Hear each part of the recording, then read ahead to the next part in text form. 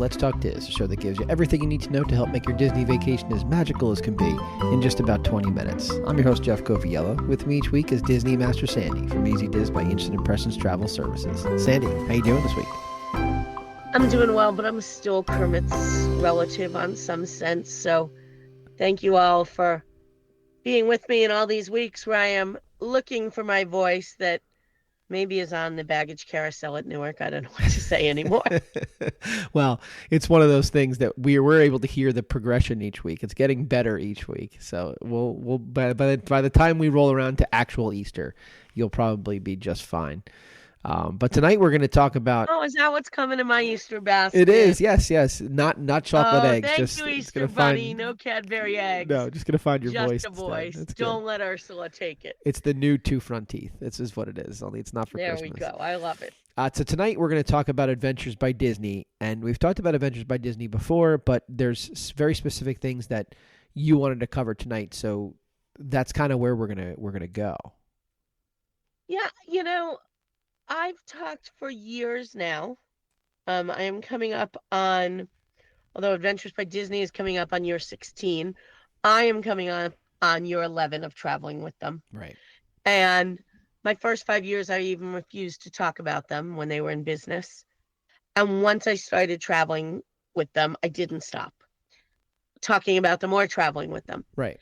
And we've shared a lot of stories about my adventures, but my knowledge of adventures as they've changed over the years, as I've done more adventures, as Adventures by Disney has brought us new adventures, has perfected adventures, has thrown some things in the vault, brought us some new ideas. I've changed some of my opinions, and I've understood now that Adventures by Disney is just such a complex product. And so we're going to talk a little bit tonight about that complexity. Mm-hmm. And then we're going to talk about Adventures by Disney Galapagos, my latest adventure. And I encourage you all, especially if you're a new listener, to go back. We had my friend Mike Venero on the show a little over 2 years ago, back in February of 2023. Mike is going to share a lot more detail on the visual. What did you see? I'm going to share more of who is this adventure for and what things do I want to make sure you're looking out for. I hope that you obviously will book an Adventure by Disney, wherever you want to go. And I hope that you'll give me the opportunity to help you with that. But if not, I still want you to be prepared so that you can have the best vacation there is. So you mentioned, obviously, that you've been traveling with this brand of Disney for the last 11 years. So just remind us very, very quickly, because there's a lot of places. Just remind us where you've traveled with Adventures. I have traveled. I began my Adventure by Disney travels in Italy. And you've heard me talk about there are 4 Italy trips. So I did the Rome, Florence, Venice. Right. I have done the New York City Short Escape, the San Francisco Short Escape, the Disneyland, what was originally called Backstage Magic into Imagineering. I've been to Peru, to Costa Rica, on the Rhine River, on the Danube River, to Portugal, to Norway, to New Zealand, and the Amazon and the Galapagos. And several of these I have been fortunate enough to do more than once. So, I mean, it just, it's legitimately a little bit of everywhere. It's like pointing all over the globe. So, like, what would you say is the major difference? We did Italy first, as I said, and we did Costa Rica second. And I said to people, their name has the word adventure right in it. Yes.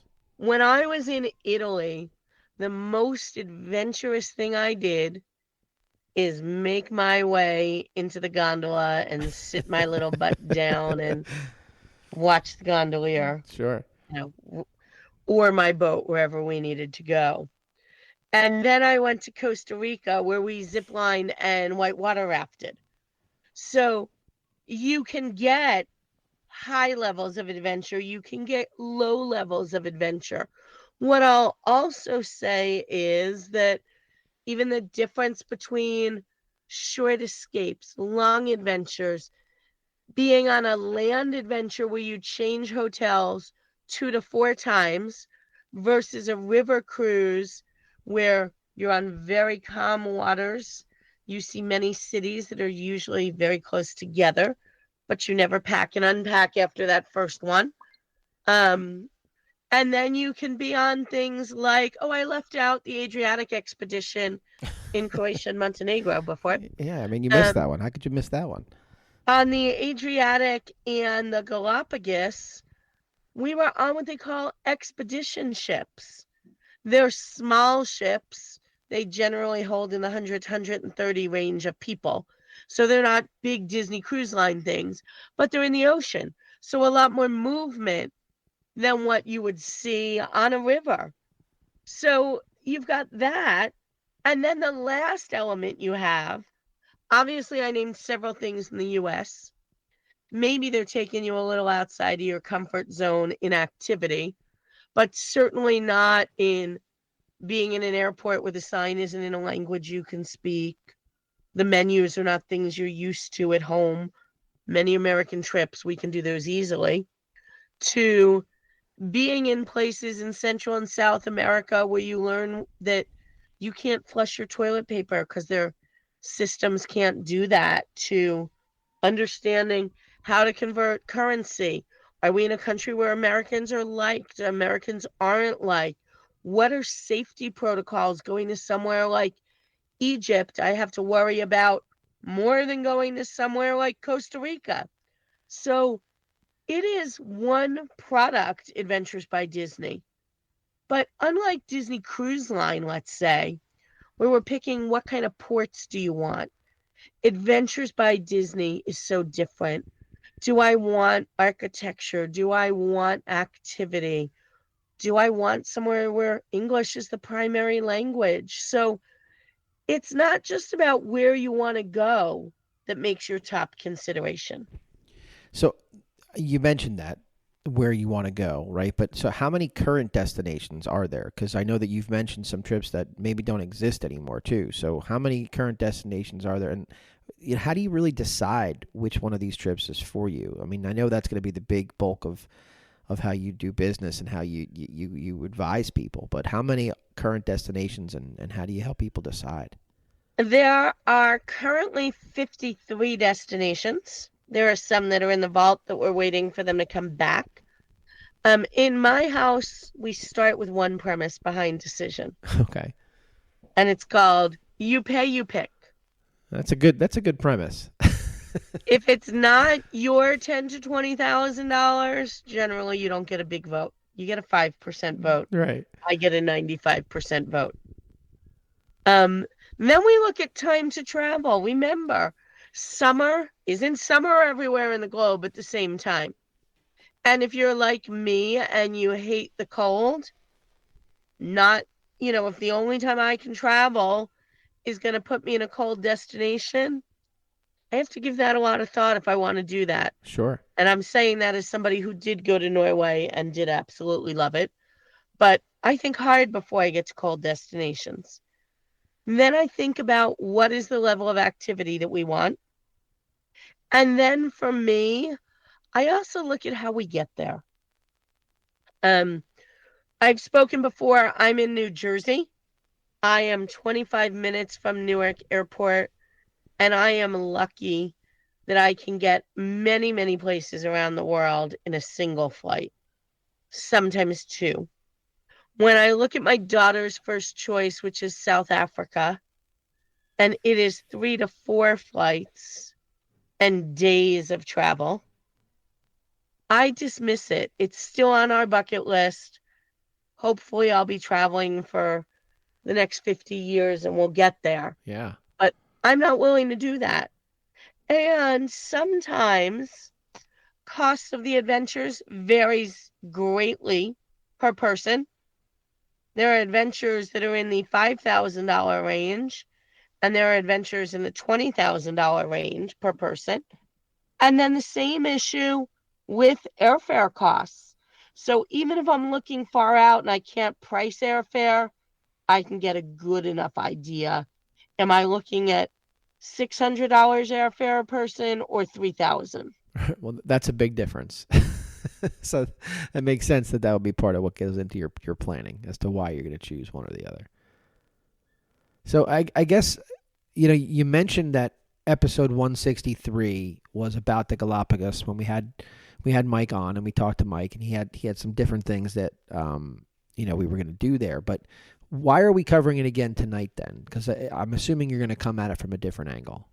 I mostly am. I'm going to touch on some of the same things as Mike, but the reality is I'm a logistics person. And so as much as I read before I went about the trip, I talked to vacationistas. I clearly interviewed Mike. Mike and I are friends. We went out to dinner and talked about this trip. Right. I read other people's reviews of the trip. One thing is you're on a boat, so not everybody's experience is going to be the same. Sure. Talk to people who do Disney Cruise Line, one who did it in January and one who got caught in a hurricane. They're going to give you a different what is different. Cruising like. Of course. So I'm going to give you some logistics, but I'm also going to paint a very realistic picture because I don't believe that this adventure is for everybody. Okay. I believe it's an amazing adventure for the right people, but it's got to be what you want and what you're looking for and meet your abilities, your expectation.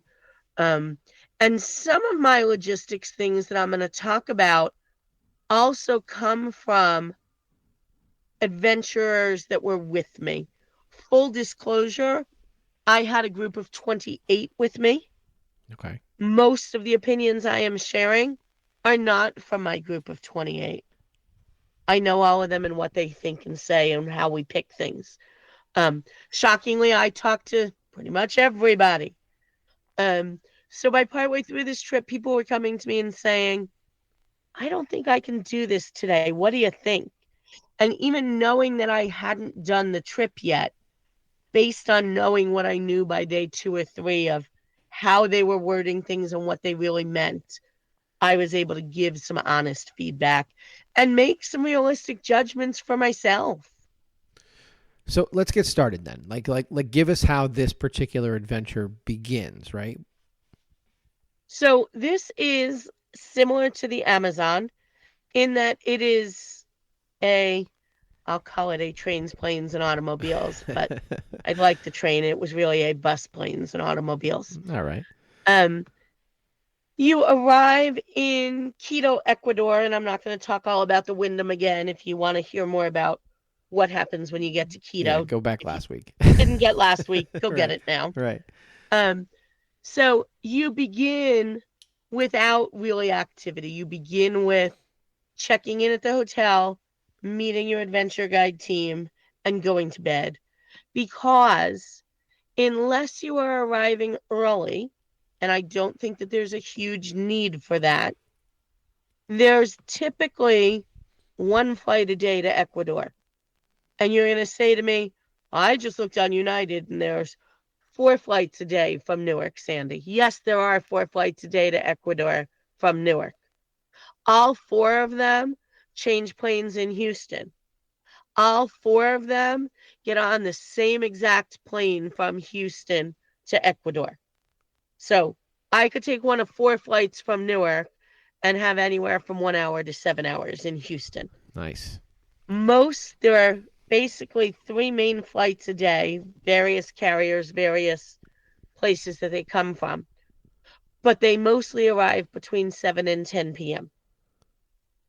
So hopefully your flight is on time or early.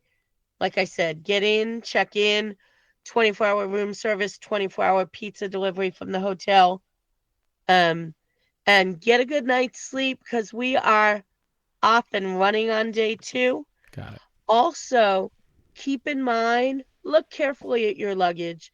Think about, did you bring anything? Everything you were looking for. Did you remember reef safe sunscreen? Did you bring bug spray? It is not sold on the ship, and there is really only one day of this trip where you're in a city. Okay. So if you were looking for something at 10 o'clock at night, you're going to need to make that long 3-minute haul back to the airport and try and buy something there, or make sure that you buy it first thing in the morning. But you want to know when you get on the plane the next day that you're ready to go. Okay. So, I mean, obviously, when you hear Galapagos, it's certainly a unique, location. Everybody, when they hear it, they have a vision in their head. So, tell us what makes the Galapagos trip so unique.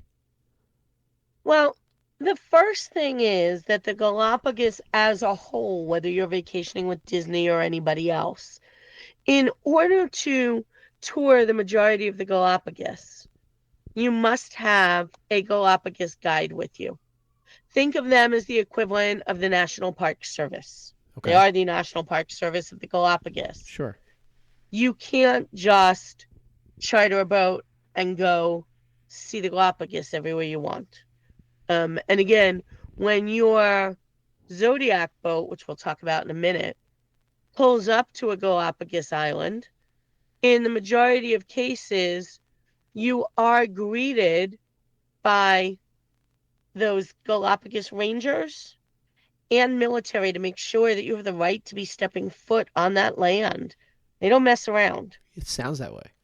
So when we've talked about Adventures by Disney in the past, you've heard me talk about Adventure by Disney guides and my admiration for them and the huge pool of applicants and the difficulty in getting a job as an adventure guide. And a giant shout out to all of my adventure guide friends. At this point, there's about 40 of you in the world now. Right. This tour does not follow Disney's standard adventure guide formula. Normally, there is a maximum of one adventure guide to every 20 guests. So a land adventure is going to have 40 guests, up to 40 guests. It's going to have 2 adventure guides. Your river cruise has 115 guests on it. You're going to have 6 adventure guides. This, you're going to have just about 100 guests, which should be 5 adventure guides, but it's only 3. Huh. And the reason is we have so many Galapagos tour guides with us as well. Got it. An Adventure by Disney guide cannot by themselves go out with guests. That is a violation of those Galapagos Island laws. Got it. So, yes, I had 3 adventure guides. Yes, they were all great. Yes, I had interaction with them, but nothing like I would normally. In part because we're going to talk about these zodiacs, how we get into groups and make our little way off the ship and over to the land. Your boat is going to have 7 to 11 mini groups, mini boats on it. And our main Galapagos guide, who I adored, spoke with a little bit of an accent. All of the groups are arranged in advance. You do not pick your own group. If you are traveling with others, you will be put in with your group. However, in my case, we were a large group. The groups can't exceed 12. Yeah. So that meant we were on 3 different groups and had a couple of people in each of our groups. All of the groups are named after animals, fish, any kind of wildlife we might see. I, adequately so, was a booby.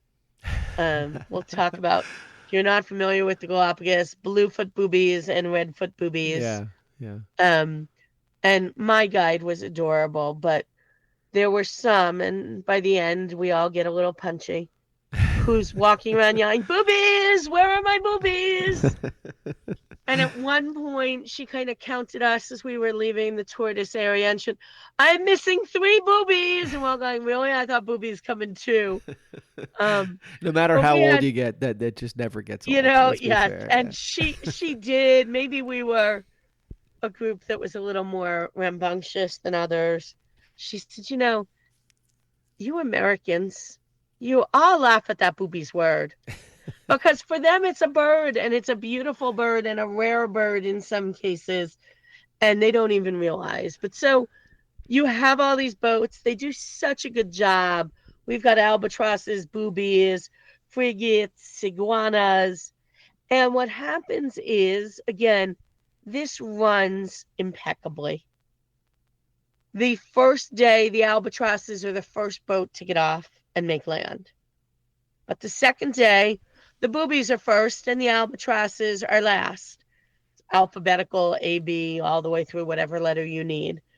And every time we leave the ship, we rotate by 1 letter. So very well done in coordinating things. Yeah, it sounds it. It sounds it. And with it moving groups that size, that you have to be, right? So that's good. So let me talk about getting off and on the ship, because your question earlier of how do you decide if this is for you, I think the getting off and on the ship is a big part of it. Okay. Um, they talk about zodiacs. And if you're not familiar, zodiacs are small boats. Every group had their own motorized zodiac. So you were 12 people, up to 12 people, I should say. Your Galapagos guide, like I mentioned before. Your zodiac captain, amazing, amazing, talented men. In my case, the operators of the zodiacs were all men. And then the adventure guides, as I mentioned, there were 3 of them, and way more than 3 groups. You might have a guide this morning, but not this afternoon, or you might get one tomorrow. The zodiacs pull up to the side of the ship. The ship is normally anchored in the middle of an ocean or a lagoon area. Every time you get ready to get off the ship, you do not get off without a big life vest on. I don't care who you are, including every one of those guides that I spoke about. Okay. Depending what we're doing, you're also maybe taking a backpack. Most took it like I did on day 1 and day 2. I'm probably the only freak that kept it all week long because I don't give up my things. Most people realize having a bag was a pain. So, if you're somebody who doesn't go without your first aid kit and your tissues and your backup drink, they did always encourage you to bring a canteen that was supplied. But also, many of our adventures were water adventures. So you were taking your own gear off the ship. We had mesh bags where you were pre-fitted for flippers, and if you wanted snorkels and snorkel masks, and you had a color and a number, and you went to the room, you grabbed your bag, you went off. When we came back, they said to you, do not put your phone in your gear bag, because as we're getting back on the ship, they dunk all the gear bags in the water to make sure that there's no extra sand. We don't want to be dunking your phone. Oh, And as it's dripping off, you take it back to the gear room and hang it in the correct section alphabetically. sure. That makes sense. But let's talk about the getting off and the getting on. It sounds so simple. It is not. I want to be honest. I will say that I was not adequately prepared for what happened, and I regret that. I've taken zodiacs off of cruise ships more times than I can tell you. Many of you have probably taken that word. Zodiac doesn't always mean the same kind of boat. But those of you who have done Disney Cruise Line, you know that sometimes we don't port and you take one of those ships. It lines up with the dock. You usually just walk right on and there's 2 steps down and you're good. These motorized boats pull up, and we travel with these boats. And again, like clockwork, they call the albatross. The boat pulls up. Two people from the boat, from our main ship, hop onto the Zodiac. They each grab onto a rope that is tied to the ship. That is how the Zodiac is tethered. There is no physical connection. Wow. There is then somebody inside our Galapagos Legend boat that helps you. They'll grab your backpack and hold it because you don't jump on with your bag. They will help you down 3 wooden stairs, almost like you're getting in a pool. Then you step on the blown up side of the Zodiac while one of the people in the Zodiac reaches for your hand. Then you get your second foot on the side of the Zodiac, go down 2 of the steps that aren't real steps. I don't know what I'd even call them, even at this point. Go down the middle of the Zodiac as far as you can go. And to prevent it from tipping, they do try and load people in similar weights. First person goes on the left, second person goes on the right. Your seat is on the blown up side of the Zodiac. There is no seat. There is handles for, depending how big or small people are, 5 or 6 of the 12 people on your boat. Wow. So you're sitting on this thing straight back. The nice thing about groups of 12, you have to squish at least twice to get everybody on. Right. And you know that you're pretty secure in where you're going. When your boat now drops that rope and off you go, whizzing away. Huh. From there, we are told about dry and wet landings. A dry landing, and we know this based on our briefing the night before, a dry landing means we're going to get to a dock. It may be similar to what I described. It may be a real boat dock like you're picturing. 2 or 3 people are going to help you off the Zodiac again. And you're docked and you're dry. Other places, you're going to have what we call a wet landing. That means we get, depending on the location, 10 to 15 feet from the shore. And we very strategically, to avoid it tipping, jump off the side of the boat and into the water. Go, Jeff. Go, Sandy. Sounds great. Go, Erica. Yeah. And you know you're getting into something that could be ankle high, could be knee high. If you're really short, closer to waist high. Right. These were typically our beach days, and you're making your way into the beach. I won't say that I was graceful for any of this. I will say I was much more graceful jumping into the water than trying to jump from the water back into the boat. Yeah, that I would imagine is more difficult. It is. And they literally, here's the image you all need of me. 2 people are in the front of my boat. They grab my arms and they, you can kind of put your stomach over that side of the boat and they'll pull you on in as if you fell off of a boat while you were whitewater rafting. Very, very classy way for me to do it. Now, there is a third option, which is not what I expected either. There are days that you might not opt for the active option. You might opt for the calm option, which is a glass bottom boat. Instead of snorkeling in a reef that has a lot of current to it, the glass bottom boat is going to take you to another section of the reef. You're going to see 90% of the same things. Got it. I anticipated that the glass bottom boat would pull up to the Galapagos Legend. I would do my very tactful 1, 2, 3 jump and be okay. But that's not how it happens. The Zodiac pulls up. The Zodiac drives you 5 to 10 minutes to the reef, where the person on the Zodiac grabs the pole on the glass bottom boat and says, Jeff, hop over. and you shimmy, jump, pick a word depending on your agility Right. from one boat to the other. The zodiac then leaves, and then the zodiac comes back an hour later, and we shimmy on back, and then we make it back to the boat.